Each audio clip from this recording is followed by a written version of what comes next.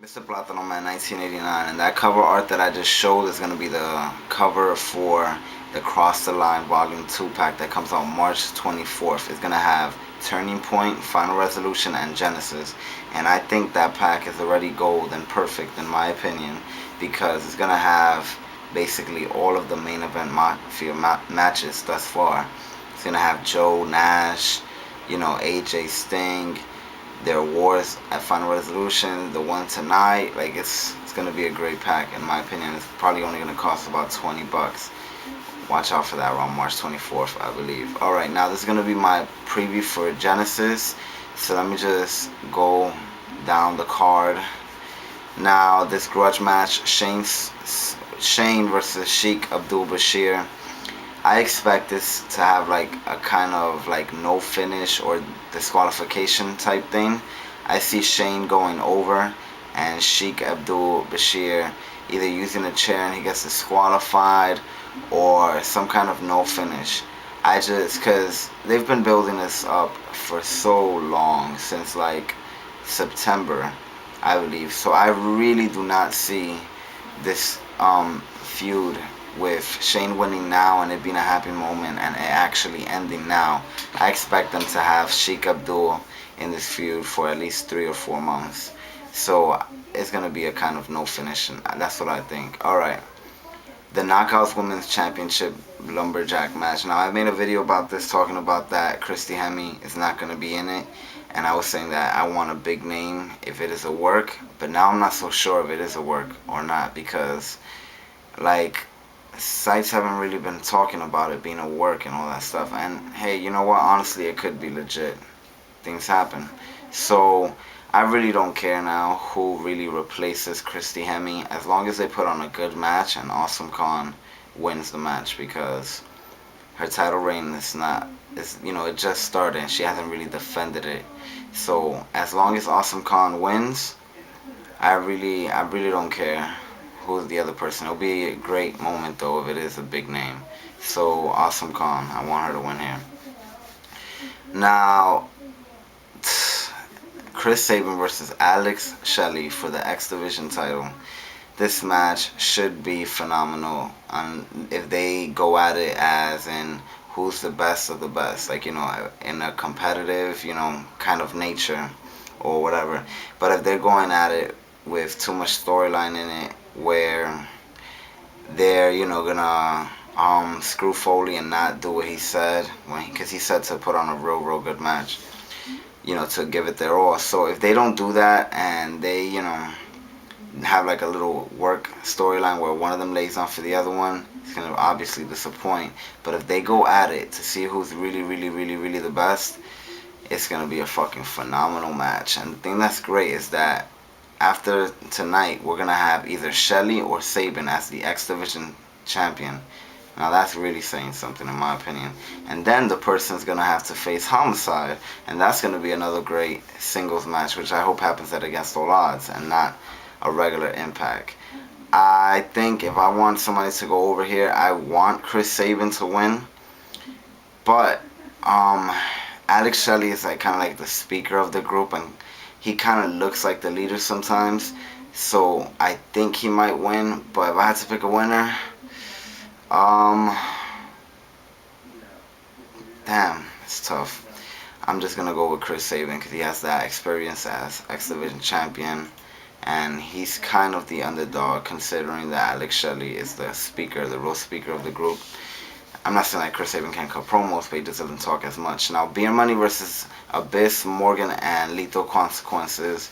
I expect Lethal Consequences to win this match. They just won the title, and this is more of to put the staple that that winning those championships wasn't just a fluke, that it wasn't just because they were in the moment that Robert Roode was hurt and all that stuff. I expect this match to really show that they should be champions, so I expect them to win. And at the end, maybe we're gonna see something with Abyss and Matt Morgan where they disagree or other stuff and their feud finally kicks off. I want to see Abyss versus Matt Morgan. Now, Mick Foley, AJ Styles, Brother Devon versus Booker T, Kevin Nash, and Big Pumper Pump Scott Steiner. This match, I expect Mick Foley and the front line to win, because not only just because it's Mick Foley's return match, I don't really see what they could get out of putting Main Event Mafia over in this match. I mean, you know, them going over. So what I see happening is, if they want Main Event Mafia to look strong and dominant and evil, then they should have Mick Foley, AJ, and Frontline, you know, Brother Devon win. And then maybe after the match, when they have that good feel moment, Main Event Mafia ruins it. Kind of like when Sting returned right before lockdown, early 2008. And it was like that good feel moment, and then James Storm came out of nowhere with the bottle. So if they're going to have that kind of thing where they want Main Event Mafia to look dominant, do it after the match, after AJ Styles, Devon, and Mick Foley go over. It's probably going to be a finish where it looks like Booker T is about to use the Legends title or something to knock them out, and then, you know, the referee's distracted, but somehow they pull off the win, and then it's a good feel moment. Maybe we could see Petey Williams return here and get involved, or even Samoa Joe and get involved with Nash. We'll just have to wait and find out, but I expect Frontline to go over. Now, this rematch between Jeff Jarrett and Kurt Angle, I'm really looking forward to this. While watching the first one, I felt it was like a TNA match of the year contender, because it had everything. Everything was there. Now, here, I really expect Kurt Angle to go over, because, you know, in a real world, he is the one that should go over. They put him as this top guy in the company, real dominant leader of the Main Event Mafia, and it's not gonna have you know, a finish like Bound for Glory where Mick Foley got involved and all that stuff. That's why Jeff Jarrett won there, and it makes sense. But so I expect Kurt Angle to win here. The only thing is that I don't see this feud ending tonight. I see one more match coming up. So if Kurt Angle wins now, I don't know how they could really set up another match and then have Jarrett go over there. So I really hope this match has a real finish, a real legit finish, not, you know, a messed up finish. But I see this being, I don't see this being their last match. So I really don't know what's going to happen at the end, but I want Kurt Angle to win the match. Now, War Machine Rhino versus Sting for the World Heavyweight Championship. Now, somebody reminded me something in one of their videos. I forgot who it was, honestly.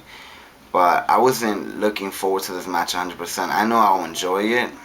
And like I said, a couple of years from now, it's going to be a legendary matchup, in my opinion, to look back and see. Like, it'll be very interesting to see it again one day when these guys are retired. But I wasn't really looking forward to it, because I don't believe Rhino's going to win. So it's like I already know Sting's going to win and all that stuff.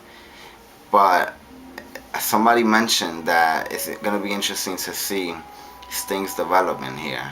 And then that opened up my mind on this match, and now I'm really looking forward to it. Now I expect the finish to be something like the Main Event Mafia comes out to help Sting right before he gets gored and loses, and Sting gets frustrated that they just helped him, that, you know, it was just a screw job for Rhino, that he was having a good competitive match and they just screwed him. So it's going to be interesting to see that development. Now for tonight, look out for, who knows, anybody could really return, and I'm referring to Samoa Joe, Petey, the Fallen Angel, Christopher Daniels, and it could be worked into most of the finishes of the triple main event.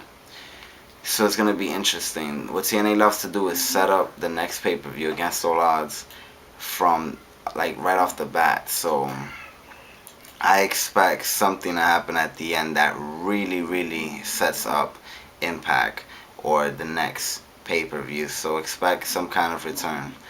Alright, Mr. Platano, man, 1989 out. Watch it however you can. I think it's going to be a great pay-per-view.